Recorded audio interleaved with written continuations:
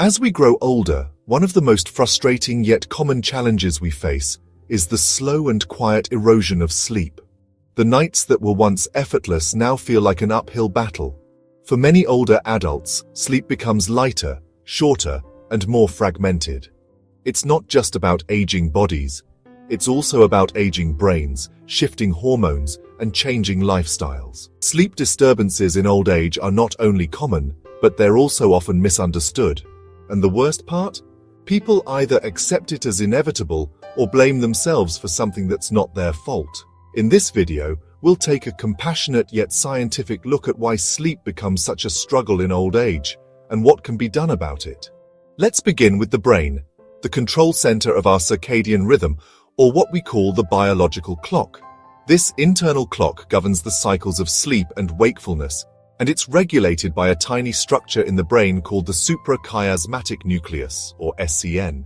As we age, the SCN deteriorates, becoming less responsive to environmental cues like light and darkness. This means older adults might not feel the natural signals that help them feel sleepy at night and alert during the day. As a result, they may feel sleepy earlier in the evening and wake up earlier in the morning, something known as advanced sleep phase syndrome. It's not just a preference shift, it's a biological change that makes maintaining a consistent sleep schedule increasingly difficult. Next, we can't ignore the role of hormonal changes. Melatonin, the hormone that helps regulate sleep, declines with age. In younger people, melatonin levels rise in the evening, triggering drowsiness and signaling that it's time to wind down. But in older adults, melatonin production is significantly reduced, and its release is often delayed or inconsistent. This leads to trouble falling asleep and staying asleep. Similarly, cortisol, the stress hormone, may rise at night in some older adults, keeping the mind too alert when it should be resting. Together, these hormonal imbalances form a perfect storm that disrupts deep, restorative sleep. But it's not all just biology. There's also the reality of age-related physical discomfort. Conditions like arthritis, back pain, neuropathy, and even frequent nighttime urination, what doctors call nocturia, interrupt sleep constantly.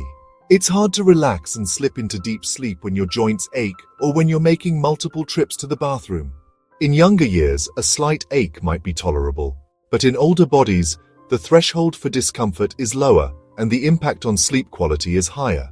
Sleep becomes something to navigate through obstacles rather than something your body naturally welcomes. Another subtle but powerful sleep disruptor in old age is medication.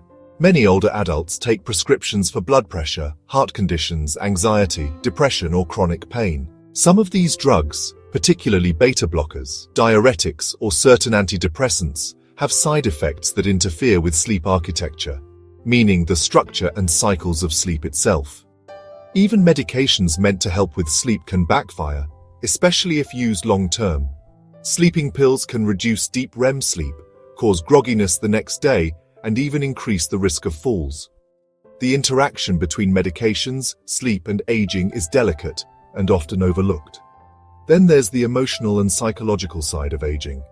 Many older adults deal with grief, anxiety, or depression, especially after losing a partner, retiring, or facing illness. These emotional changes may not always show up in obvious ways, but they often surface at night. The quiet darkness can bring racing thoughts, worries about health, memories of people who are no longer here. Older adults may not talk about it openly, but insomnia often hides a deeper emotional unrest. In that silence, sleep slips away. Not because of the body, but because of a heavy heart. Another often missed factor is the reduction in physical activity during the day. As people age, they tend to move less, whether due to pain, fear of falling, or lack of motivation. But regular physical movement is a powerful regulator of sleep. It tires the body in a healthy way, improves mood, and helps reset the biological clock. When the days become too sedentary, the body doesn't build up enough sleep pressure, that feeling of needing rest. This means that even after being awake all day, the body might not feel truly tired at night. Without sufficient energy expenditure, sleep becomes a stranger. Technology and screen time also don't help, even for older adults. Many seniors now use tablets or watch TV in bed to wind down. But blue light from these screens suppresses melatonin production and tricks the brain into thinking it's still daytime. For someone already struggling with reduced melatonin, this can worsen the issue. Sleep hygiene, the set of habits that support good sleep, often declines subtly in old age. People fall asleep with the TV on, nap irregularly during the day, or eat late dinners. These small habits accumulate and quietly sabotage nighttime rest. Let's also talk about something less discussed: fear of not sleeping. Older adults who experience insomnia often become anxious about bedtime itself. They start clock watching, anticipating another night of tossing and turning. This creates a cycle of performance anxiety around sleep. The bed, which should be a place of comfort, becomes a source of stress. And the harder they try to force sleep, the more elusive it becomes. This is one of the reasons why cognitive behavioral therapy for insomnia, or CBTI, is so effective. It helps break this mental loop and rebuilds a positive association with sleep. It's important to understand that older adults don't necessarily need as much sleep as they did when they were younger. While 8 hours might still be ideal, many healthy seniors function well on 6 to 7 hours, especially if the sleep is high quality. The real issue is not just quantity, but depth and continuity.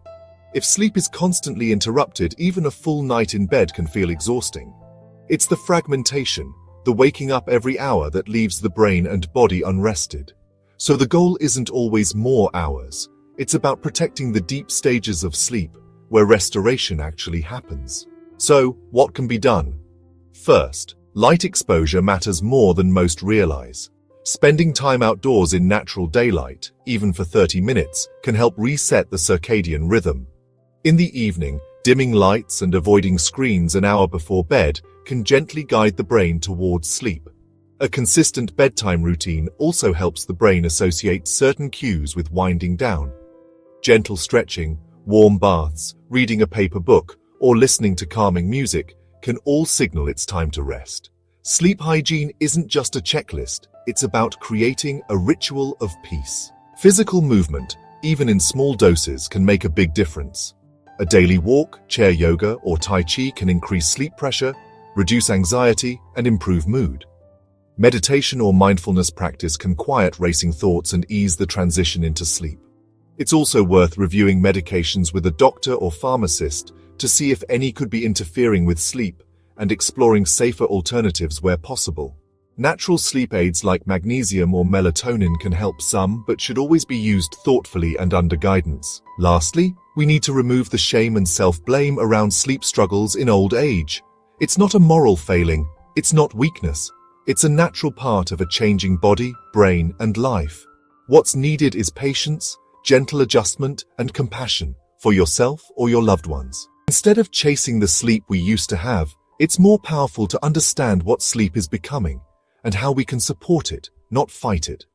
So if you're lying awake at night, staring at the ceiling, wondering why your body won't do what it once did, remember, you're not alone. Millions of older adults feel exactly the same. The path to better sleep may be slower now, but it's still there. It begins with understanding, and it continues with grace.